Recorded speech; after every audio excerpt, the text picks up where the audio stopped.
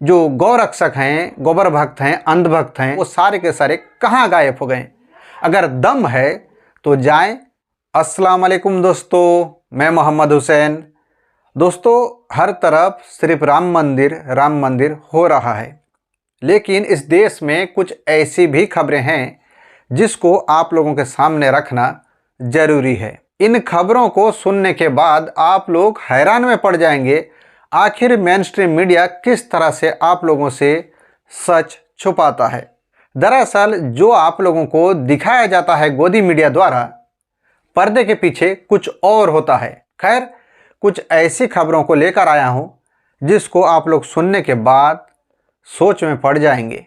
जी हाँ दोस्तों, तो चलिए दोस्तों खबरों को शुरू करते हैं। दोस्तों, 2019 का वो कुंभ मेला आप लोगों को याद है, जिसमें हमारे देश के प्रधानमंत्री कुछ सफाई कर्मचारी का पैर धो रहे थे। याद है? अगर याद नहीं तो इन तस्वीरों को देख लीजिए, आपको याद आ जाएगा। याद आ गया आप लोगों को? अब इन बच्चों को देखिए और सूखी रोटियों को देखिए, सूखी पूड़ी को देखिए। जानते हैं ये सूखी रोटी, सूखी पूड़ी खाने वाले बच्चे कौन हैं? दरअसल ये उन्हीं माँ बाप के बच्चे हैं, उन्हीं सफाई कर्मचारियों के बच्चे हैं जिनके प्रधानमंत्री जी ने पैर धोया था। जी हाँ दोस्तों, उन्हीं के ही बच्चे हैं जो कि आज इस हाल में हैं, जो कि सूखी रोटी, सूखी पूड़ी इतने मात्रा में इकट्ठा करके रखे हुए हैं, उसको सुखा के ये लोग खा रहे हैं। इतने सारे सूखी पूड़ी, इतने सारे सूखी रोटी, सूखी पूड़ी इकट्ठा किए हुए हैं ताकि जिस दिन घर में चूल्हा ना जले, बच्चों को कुछ निवाला इसी सूखी रोटी का, इसी सूखी पूड़ी का खिला सकें। ना जाने किस शादी से, किस फंक्शन से या फिर किस होटल से बचा हुआ खाना, बचा हुआ रोटी, बचा हुआ सूखी पूड़ी लेकर आए हुए हैं, इकट्ठा किए हुए हैं। इस हाल में ये लोग जी रहे हैं। तो इस तरह से सबका साथ, सबका विकास हो रहा है, हमारा देश आगे बढ़ रहा है। इसीलिए मैं पहले ही कह रहा था, दरअसल सामने जो कुछ आप लोगों को दिखाया जाता है, पर्दे के पीछे बहुत दर्दनाक होता है। खैर, यही उम्मीद लगा के चलिए कि राम मंदिर बन गया है, प्रभु की कृपा से सब कुछ ठीक हो जाएगा। चलिए आगे बढ़ते हैं।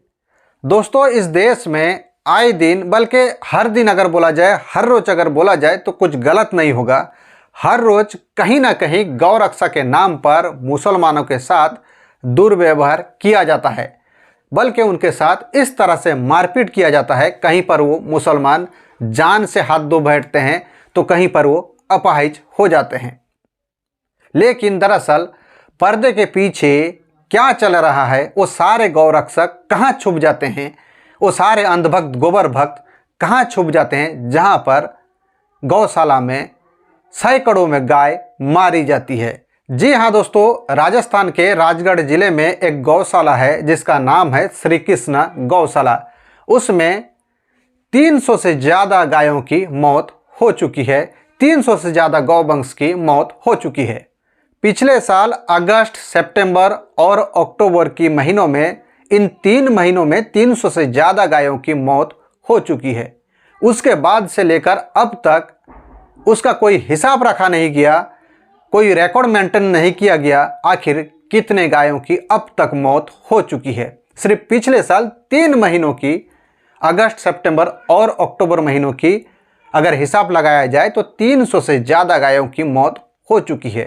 ये मैं अपने मन से नहीं कह, और में ये छापा गया है। उस गौशाला में 1100 से ज़्यादा गौवंश रखा गया है, जबकि उस गौशाला की कैपेसिटी सिर्फ और सिर्फ 600 की है। 600 गौवंश गाय रह सकती हैं, मगर वहाँ पर 1100 से ज़्यादा गौवंश रखा गया है। और खाने के लिए कुछ नहीं है, गोबर साफ नहीं किया जा रहा है। खाने के लिए गौवंश कूड़ा कचरा खा रही हैं, गोबर साफ नहीं किया गया, इसलिए कीचड़ बिल्कुल भर्ती हुआ है। जी हाँ दोस्तों, अब ये सारे जो गौरक्षक हैं, गोबर भक्त हैं, अंधभक्त हैं, वो सारे के सारे कहाँ गायब हो गए। अगर दम है तो जाएं, इसका खबर मुख्यमंत्री जी से, राजस्थान के जो मुख्यमंत्री हैं उनसे ले लें। आखिरी खबर मुसलमानों से जुड़ा हुआ है, मुसलमान ध्यान से सुन लें। यूपी में मदरसा टीचरों का तनख्वाह मतलब पेमेंट, हर महीनों का सैलरी बंद कर दिया गया है।